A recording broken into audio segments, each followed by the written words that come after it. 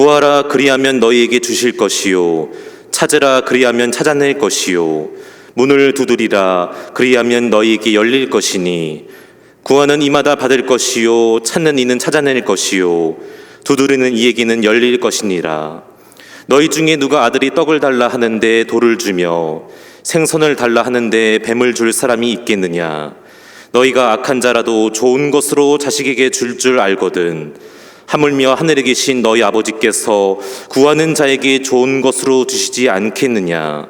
그러므로 무엇이든지 남에게 대접을 받고자 하는 대로 너희도 남을 대접하라. 이것이 율법이요 선지자니라. 아멘. YMCA 총무를 지냈던 고 전택부 씨의 남기고 싶은 이야기들한 책에 보게 되면 우리나라의 권투가 처음 들어온 이야기가 나오고 있습니다. 우리나라 이름으로 서태국이라고 하는 미국 선교사가 전라북도 전주에 있는 신학교 교사인 김영구라는 분에게 권투 장갑을 주면서 권투를 한번 시작해보라 하면서 권투가 이제 처음 들어오게 됐답니다. 그래서 이분이 1922년에 상경에서 YMCA 체육 간사가 되었고 2년은 1924년에 YMCA 안에 권투 구락부가 설립이 됐습니다. 이렇게 시작된 권투는 몇 년 안 되어서 상당한 수준에 오르게 되었고 1927년에는 제1차 권투 선수권 대회가 있었다고 합니다. 이때 권투에 참여한 선수는 30여 명이었는데 권투를 배웠던 사람이 있는가 하면 힘께나 쓰던 어깨들이 올라오게 되고요. 또 깡패 두목들이 또 이렇게 참여하게 됐습니다. 그래서 이 권투를 하는데 일반 정시로 배워서 권투한 것이 아니라 힘께나 쓰는 어깨들 또 깡패들로 하다 보니까 아주 이 열기가 보통 열기가 아니었다고 합니다. 결국에는 미들급에는 보성의 안태경, 라이트급에는 양정의 홍윤식, 배드급의 제주도의 신태영, 벤트급의 인천의 김충성, 플라이급의 보성의 이석산이라는 분이 우승을 했습니다. 그런데 선수에게 이렇게 벨트를 주려고 하는데 수표구의 깡패 대장이었던 김창령이라고 하는 분이 나도 한번 붙어보자 그러고 탁 올라왔어요. 그때 이제 이 권투협회에서는 권투를 배운 사람과 배우지 않는 사람의 차이가 있음을 보여주자 해가지고 이 김창령이라고 하는 사람과 똑같은 무게급인 벤터급의 김충성이라고는 이 선수를 같이 붙게끔 만듭니다.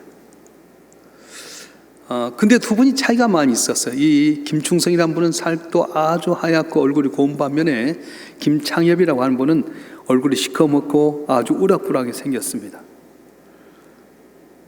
한 사람은 권투를 제대로 배운 사람이고 한 사람은 권투를 배우지 않고 싸움만 전문으로 했던 사람입니다. 누가 이겼습니까? 두 사람이 이제 게임이 딱 들어갔어요. 1차전에서 탐색전 하다가 2차전이 되었습니다. 2라운드에 들어갔는데 1분 20초 만에 김충성이란 분이 라이트 어퍼컷을 여면서 김창영을 아주 KO를 시켜버렸습니다. 수표계 깡패도 올라오게 됩니다. YMC 선수들이 또 같이 와서 붙잡습니다. 그러면서 1회 권투 선수 대회는 아주 아수라장이 되고 말았습니다. 그런데 이때 KO로 패했던 김창영이라는 사람이 나도 그러면 복싱을 배우겠다 시작해서 복싱을 배우기 시작했습니다.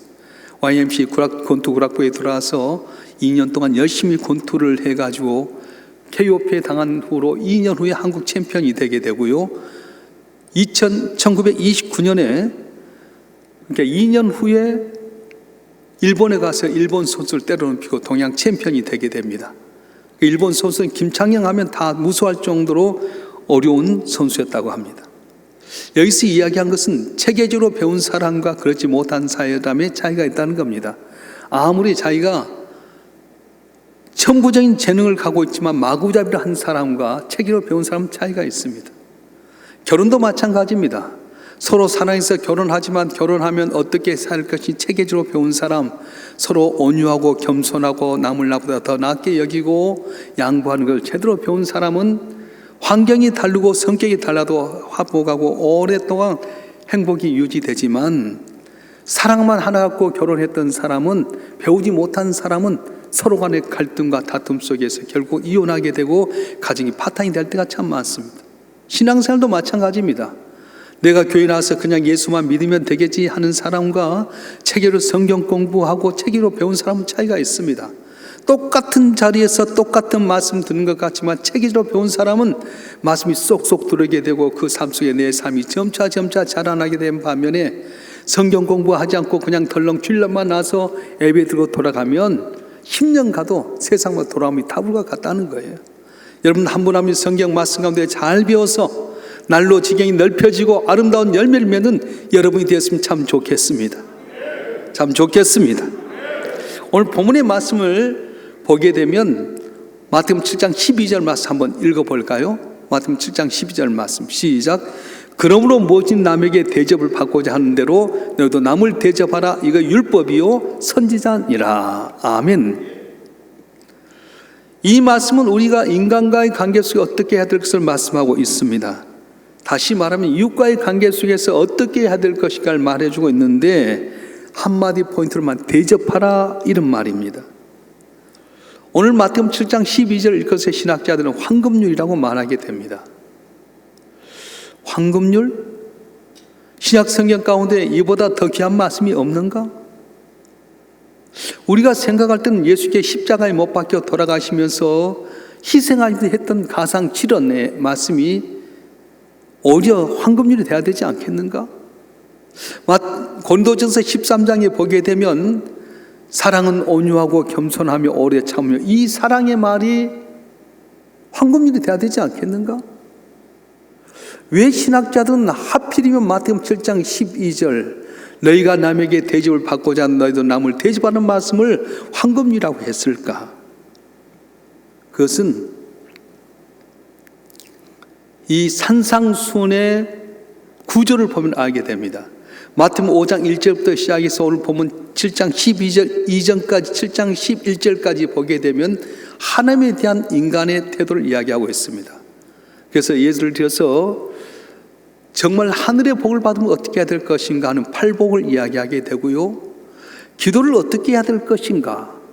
그래서 주님께서 구체적으로 주기도문을 알려주는 내용이라든가 하나님과의 관계 속에서 있는 것을 이야기해 주고 있습니다. 물론 거기에 보면 살인, 간음, 이혼, 맹세, 보복, 온수, 사랑 같은 인간관계에 대한 이야기도 있을 수 있지만은 이것들도 어떻게 보게 되면은 지금까지 잘못 적용되어 율법들을 올바로 잡고자 하는 예수님의 의도가 있었던 말씀이에요. 그래서 하나님과의 관계에 있었던 이야기가 마태복음 5장 1절부터 7장 11절까지 있게 됩니다. 그런데 마태복음 7장 12절의 말씀은 사람과의 관계 속에 어떻게 해야 될 것인가, 인간과의 관계 속에서 풀어야 될 문제가 어떻게 될 것인가를 이야기하게 되게 되는데 키포인트가 뭐냐면 대접하라 이런 말씀이에요. 자, 우리가 대접하라 하면은 어떤 생각이 듭니까? 음식을 대접한다는 생각이 들잖아요. 음식을 차려놓고 사람을 초청해서 대접하는 것. 그렇습니다. 우리가 사람과의 관계에서 만날 때요, 차라도 한 잔 놔두고 이야기하는 것과 차 한 잔 없이 이야기는 전혀 다릅니다. 인간과의 풀 때 음식을 먹고 대화를 하면서 푸는 것과 아무것도 없이 하는 건 전혀 다릅니다. 그래서 초대교회도 보게 되면 그들이 모여서 예배 드리고 난 다음에 성도의 교제로 항상 먹을 걸 나눴어요. 우리 교회 장점이 뭡니까? 로비가 넓어가지고 예배 끝나고 그냥 쑥 교회 집에 간 것이 아니라 식당에서 밥을 먹고 로비에서 차를 마시고 하면 대화를 나누듯이 음식을 먹으면서 차를 마시면서 대화를 나눌 때에 인간의 관계가 풀려질 수 있다. 그런데 한계가 있잖아요. 만날 때마다 먹을 수 없고 만날 때마다 마실 수 없기 때문에 한계가 있습니다. 자, 그러면 여기 대접이라고 하는 말은 무슨 말을 하는 건가? 이 말은 네가 정말로 대접을 받고자 하는 마음대로 네가 먼저 대접하라 이런 말이에요. 그래서 공동 번역에 보게 되게 되면 무슨 말씀을 하냐면은 네가 먼저 받고자 하는 바가 있으면 먼저 대줘라 그렇게 말씀하는 겁니다. 그래서 황금률이라고 이렇게 말씀하는데요. 따라서 한번 해볼까요? 너희는 남에게 바라는 대로 남에게 해주어라. 다시 한번 하겠습니다. 너희는 남에게 바라는 대로 남에게 해주어라. 무슨 뜻이냐면 내가 남에게 받고자 하는 대로 남도 나에게 받고자 하는 마음이 있다는 거예요. 나만 받고 싶은 마음이 아니라 상대방도 그런 마음이 있는데 표현하는 방법이 달라서 그럴 뿐이지 누구나 다 대접받고 싶고 바라는 바가 있다고 말씀합니다. 여러분, 내가 상대방에 바란 것이 있습니다. 그렇다면 내가 먼저 그렇게 해주라고 하는 겁니다. 내가 먼저 다가가서 그에게 해주면 그도 내게 원하는 바가 내가 해줄 때 평화가 이루어지고 화평이 이루어지게 된 겁니다. 자, 그럼 여러분이 상대방이 원하는 게 무엇입니까? 교회에서, 여러분 가정에서, 삶의 현장 속에 여러분이 상대방의 바람이 무엇이 있습니까? 오늘 본문의 말씀에 보게 되면 내가 남에게 먼저 해줘야 될 것에 대해서 정리한 내용인데 첫째는 뭐냐면 인정받기를 원하는 마음이 있다는 거예요. 따라서 합시다. 인정받기 원하는 마음. 누구나 다 인정받기를 원하는 마음이 있습니다. 세상에 어떤 사람도 인정받고 싶은 마음이 없는 사람은 없습니다. 인정받고 싶은 마음이 있지만 표현하는 방법이 조금 다를 뿐입니다.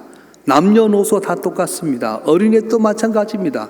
뭘 하고 있을 때 부모가 칭찬해주면 너무 으쓱해서 더 잘하고 싶습니다. 그런데 부모나 누가 그에게 마음에 상처 주고 모욕을 주면 큰 상처를 받고 평생에 그걸 안고 살아가게 됩니다. 그러니까 여러분이 작은 일에도 칭찬해주고 잘한다고 인정해주게 되게 되면 다 더 잘하게 됐어요. 애들만 아닙니다. 어른도 마찬가지입니다. 그래서 우리가 남에게 원하는 것이 있다면, 남에게 인정받기 원하는 마음이 있다면 내가 먼저 가서 해주어라, 그렇게 이야기하는 거예요. 어떤 분은 내가 잘나서, 내가 어떤 많은 조건이 있어서, 내가 뛰어나서 인정받는다고 착각할 때가 많아요.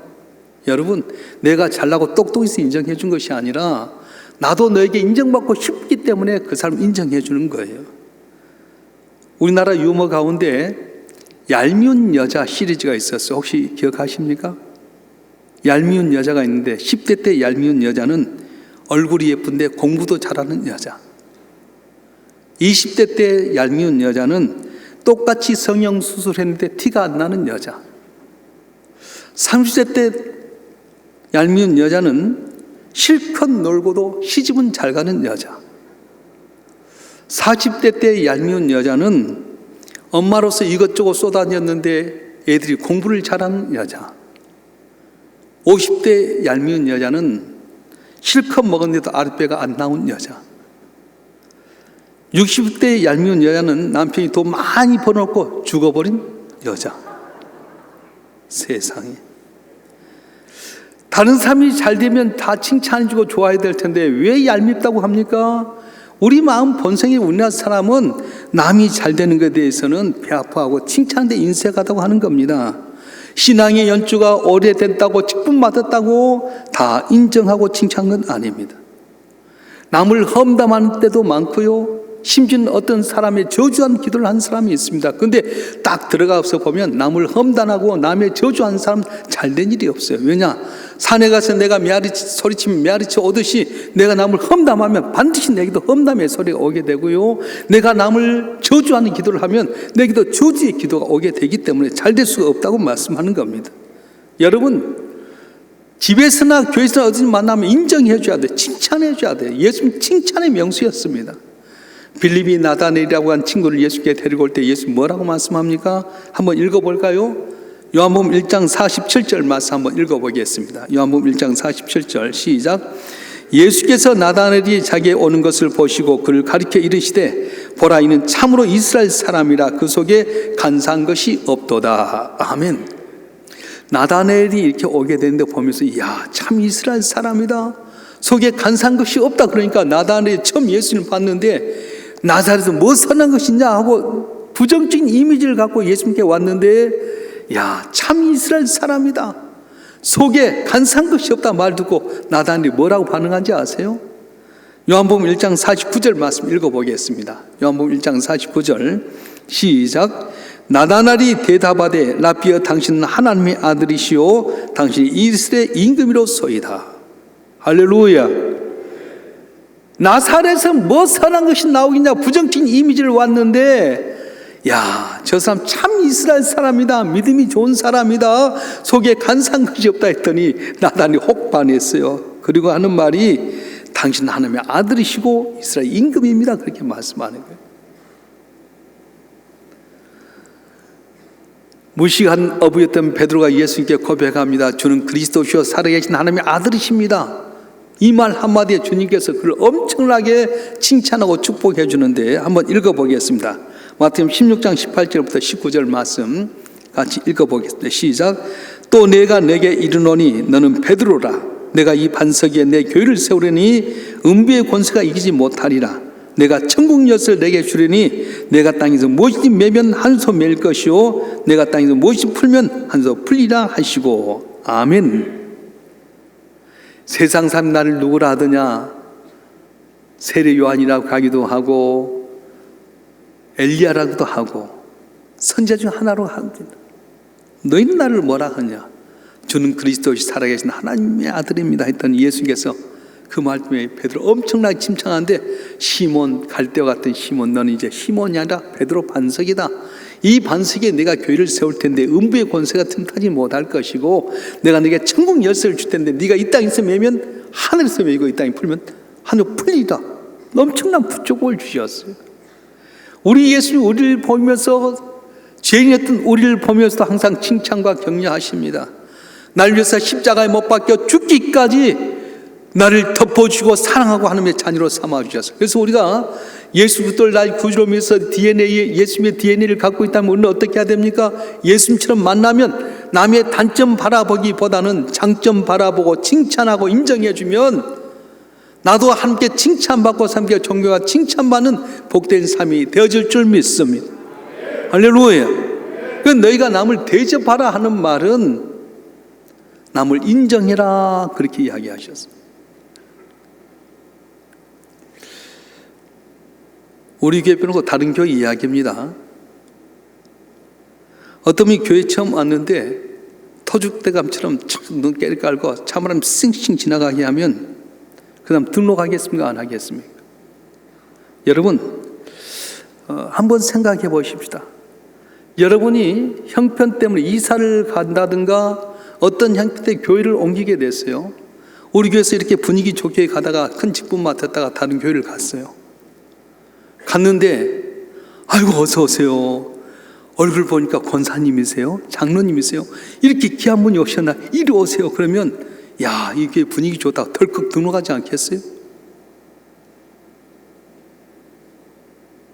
그런데 등록했는데도 불구하고 눈 때리 깔고 쌩하고 뭐 저거 처음 것이 저 설치고 있어. 그러면 여러분이 만약에 그런데 봐요. 다른 교회 갔는데 그러면 얼마나 처음에 낯설어 갖고 가는데 여러분 등록하겠어요? 안 하겠어요? 내가 며칠 전에 들었던 이야기예요. 식당 봉사부 다 잘하는데 한 사람 때문에 문제가 생겼어요. 식당에서 토요일 날 이제 청소도 하고 내려가서 이제 주일 준비도 하고 그러는데 늦게 이제 봉사하고 내려갔어요. 그랬더니 한 사람이 말을 딱 그렇게, 봉사도 아는 것이 밥 먹으러 온다고 이 말을 들은 거예요.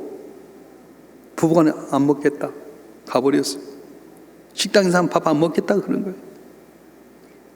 식당에 있는 분 조심하셔야 돼요. 어서 오세요. 자기 집 식당이면 어서 오십시오. 잘하지 않겠어요? 그냥 눈 때리고 반찬 더 주라는데 뭐 이런 거 있어. 그러면 오겠냐고. 교회가 부흥하기를 원한다면 여러분이 먼저 해야 될 것이 있습니다. 누구나 장점과 단점이 있는데 상대방의 단점 바라보기보다는 내가 남에게 인정받기를 원하는 것은 저 사람도 내게 인정받기를 원한다. 그래서 내가 먼저 그분을 친절하게 대하고 상냥하게 대하면 그분도 나를 상냥하게 대하게 되는 거예요. 여러분 이제 잘 들으세요. 내가 타 교회에서 오신 분들이 있으면 내가 우리 교회에서 모델 같은 사람을 소개해요.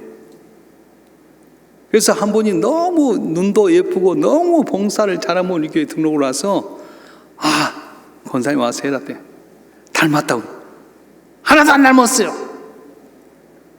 뭐가 안 닮았다는 거야? 다 닮은 것이 아니라 눈이 너무 예쁜 게 닮았다고. 당신처럼 봉사 잘한 분이 우리 교회 왔으니까 닮았다고. 근데 그것도 모르고 닮은 거 뭐든지 하면 어떻게 되냔 말이죠. 목사 얼굴에 똥칠을 하는 거야, 그건. 여러분, 누가 뭘 하면 그러세요. 아이고 좋은 분이 오셨군요. 내가 여러분 한 분을 택해가고 이분하고 닮았어요. 그럼 여러분 뭘 닮았다가 있어요? 여러분이 잘한 걸 모델로 세워놨는데 그걸 그냥 으깨면 어떻게 하자는 거예요? 말 하나도 잘해야 되고요. 참 좋은 분이 오셨네요. 아이고 훌륭한 분이 오셨네요. 아이고 반갑습니다. 그렇게 해야지 서로 간에 좋지. 아멘도 안 한 것 봐라. 교회가 부흥하기를 원하십니까? 인정받기를 원하십니까? 밖에서 오신 분 만나 뵐 때마다 좋은 점 보고 여러분이 다른 교회 가서 인정받기를 원하는 그 마음처럼 처음 오신 분을 뵈면 인정해 주세요. 귀한 분이 오셨다고 좋다고. 내가 오늘 우리 교회 몇 번 나오신 분의 부인께서 오셨어요. 근데 너무너무 젊으신 거예요. 혹시 연세가 어떻게 되시냐고. 69세라는 거예요. 아니 40이냐고. 59세로밖에 안 보인다 했더니 나보다 목사님이 40대인 줄 알았대. 여러분 가는 말이 좀 어느 말이 좋잖아요. 누구나 다 낯설은 곳에 가면 인정받고 싶어하고요, 잘 나를 대해주를 원하는데 못하니까 문제. 인간관계 풀려진 거 어디 있습니까? 여러분 가정에서부터, 교회에서부터, 삶의 현장에서부터 여러분이 인정받기를 원하는 것처럼 남을 인정해주고 칭찬해주게 되면 묶였던 것도 풀려지게 되고 형통하게 되는 은혜가 있어질 줄 믿습니다. 있어질 줄 믿습니다. 할렐루야. 두 번째는 사람 누구나 다 용납받고 싶어하는 마음이 있다는 거예요. 따라서 합시다. 용납받고 싶어하는 마음. 그 말은 무슨 말이냐면 누구나 다 장점과 단점이 있어요.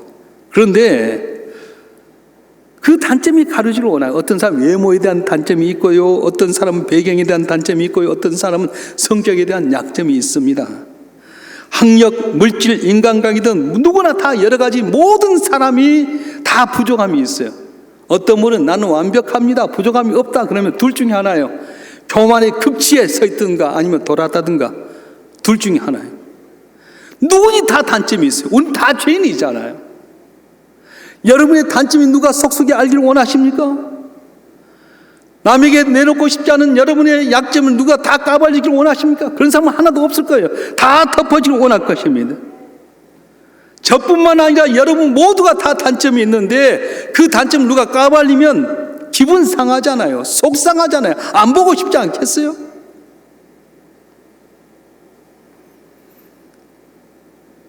내가 원하는 대로 용납받기를 원한다면 내가 먼저 용기 내서 그 사람을 덮어주고 사랑해 줘야 됩니다. 금번 설날 여러분 가족끼리 만나면요, 혹시 가족끼리 섭섭했던 마음이 있다면 여러분이 먼저 손 내미세요. 자동차 사고 혼자 일방적인 것 아니에요. 3대7이든 2대8이든 1대9든 뭔가 잘못이 있으니까 싸우는 거지. 여러분이 먼저 가셔서 손 내미세요. 그러면 풀려질 줄 믿습니다. 여러분이 사랑한다고, 내가 미안하다고 그러면 오히려 다 양심이 있으면 다 돌아서지 않겠어요? 형제간에 등지고 있고요, 부모 자식간에도 안 맞는 사람이 있고요. 이걸 문제가 어떻게 된 거예요? 내가 대접을 받고자 하는 대로, 내가 용납받기를 원하는 대로 내가 남을 용납해 주게 되게 되면 모든 게 풀려지고 복을 받고 승리하는 은혜가 있게 되게 된다는 거예요. 용납할 때 특별히 화평이 이루어지게 됩니다. 왜 그렇습니까? 하나님께 우리를 용납하시기 때문에 그렇습니다. 에베소 2장 13절부터 15절 말씀 한번 읽어볼까요? 에베소서 2장 13절부터 15절까지 말씀 시작. 이제는 전에 멀리 있던 너희가 그리스도 예수 안에서 그리스도의 피로 가까워졌느니라. 그는 우리의 화평이신지라. 둘로 하나를 만드사 온수된 것 곧 중간에 막힌 담을 자기 육체로 허시고 법정으로 된 계명의 율법을 폐하셨으니 이는 이 둘로 자기 안에서 한 세 사람을 지어 화평하게 하시고. 아멘. 쉽게 말하면 죄인이었던 우리를 위해서 하나님의 아들 예수님께서 이 땅에 오시 십자가에 못 박혀 죽으심으로 하나님께 우리가 가졌던 담을 깨뜨리시고 화평하게 만드셨다. 우리를 하나님의 자녀로 삼으셨다고 말씀하셨어요. 예수는 우리의 허물을 덮어주시고 언제나 용납하시는 분이십니다. 예수를 3번이나 부인하고 저주된 베드로를 찾아가셔서 네가 나를 사랑하느냐 하면서 최고의 사도로 만들어주셨습니다. 핍박했던 사울을 찾아가셔서 그러한 바울이 되기 위해서 이방인의 사도가 되게 만들어주셨습니다. 하나님 믿으라면서 은밀한 가운데 지었던 모든 죄가 있는데도 불구하고 오늘 또 오래 참으시고 용서하여 주시고 기회를 주시고 직분을 주셨어요. 완벽해서 목사입니까? 완벽해서 장로고 권사입니까? 흠도 많고 티도 많은데 우리 짐이 덮어주시고 가려주셔서 쓰임받게 된 거지. 뭘 우리가 잘난 거 있고 뭐 똑똑한 거 있겠어요. 주님이 우리를 덮어주고 용납했다면 이제 우리가 해야 될 차례입니다. 뭡니까? 주님이 우리에게 용납했던 것처럼 우리가 먼저 형제의 어려운 문제를 덮어주고 용납하게 되게 되면 화목이 이루어지고 화평이 이루어진다고 말씀하여 주셨습니다. 여러분 먼저 용서해 주십시오. 먼저 용납해 주십시오. 먼저 손 내밀어 주십시오. 그럼 누가 이기게 하시냐? 하나님이 이길 줄 믿습니다. 따라서 온수 갚는 것은 하나님께 있다. 믿습니까? 내가 싸우면 상대방 나에게 더 대들고 내가 어려움 당하지만은 내가 용납하고 용서하면 하나님 나를 높여주신다고 말씀하셨어요. 한 마을에 2 부자가 있었습니다. 한 분 부자는요 언제나 자기 주어진 삶 가운데 최선을 다하고 하인들에게 덕을 세우며 살았어요. 근데 한 부자는 이쪽 부자가 되면 못하는 하인들 막 꾸짖고요. 이것들아 못하냐 막 쪼아가지고 같이 부자로 인정을 받아요. 그런데 어느 날 문제가 생겨서 가뭄이 들면서 논밭에 물을 대야 될 텐데 물도 다 떨어지고 어렵잖아요. 근데 평상시에 덕을 세우고 사랑을 베풀던 이 부잣집 하인들은 설선수범 멀리 가서 물을 떠다가 밭에다 물을 대고요. 또 미리 준비했던 웅덩이에다가 물을 길러서 이 논밭에 주다 보니까 풍성한 열매를 맺었어요. 그런데 항상 경쟁자로 여기고 상대방 부자를 못 따라간다고 하인들을 막 구박했던 이 부자는 어려울 때 이 하인들이 다 뿔뿔이 도망가 버리고 말았어요. 그래서 똑같은 가뭄이 든다 한 번은 여전히 많은 결실을 맺은 반면에 시기 질투 경쟁했던 부자는 아니 쫄딱 망했다는 거예요. 사랑하는 성도 여러분, 우리 너무 자기 중심적입니다. 곰곰이 생각하면 넓게 보고 널리 보면은 상대방에 대해서 배려하고 살 수 있는데 금방 얼만 보는 거예요. 여러분 오늘이 다가 아니에요. 오늘 가난하다고 계속 가난할 수는 없어요.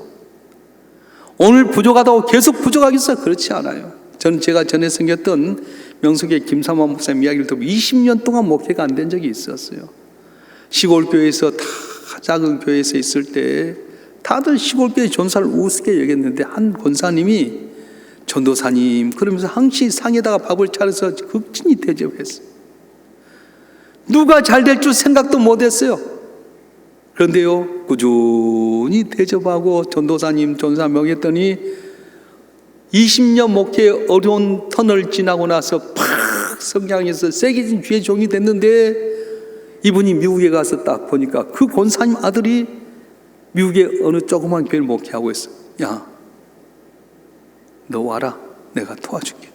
그래서 명숙의 부목사다 교회를 크게 띄워줘서 목회를 1000명 이상 목회를 하고 있어요. 여러분 우리 교회 부목사님들 볼 때도 마찬가지예요. 항상 이렇게 있겠어요. 이분들이 다음에 장군급이 될란가 장관급이 될란가 대통령급이 될란가 모르잖아요. 아멘도 안 해. 할렐루야. 잘해야 돼요. 지금 가난하고 우습게 여기면 안 돼요. 이분이 어느 날 재벌이 될 수도 있어요. 약하다고 우습게 여기면 안 돼요. 이분이 아주 강하고 힘있는 분이 될 수도 있어요. 대할 때마다 나이 듣다고 우습게 보지 말아요. 나이 드시면 영적인 사람과 아주 가까워서 그분의 축복권이 있습니다. 그 만날 때마다 항상 아이고 존귀하신 분 감사합니다. 사랑합니다. 내가 부족합니다. 그러면 얽혀있는 문제가 풀려지게 되고 형통하게 되고 감사가 넘치게 되는데 2023년도를 맞이한 여러분 한 분 한 분이 남에게 대접받고 너희도 남을 대접하라 했던 것처럼 인정받길 원하도록 남을 인정해 주실 주님으로 축원합니다. 내가 용납받길 원하는 것은 남을 용납하시고 덮어주시길 바랍니다. 그리할 때 하나님은 상상치 못할 놀라운 은혜와 기적으로 여러분 삶에 복을 주시고 하나님께 칭찬받고 사람들의 존경받는 복된 삶이 될 수 있도록 은혜를 주실 줄로 믿습니다. 주실 줄로 믿습니다. 기도하겠습니다.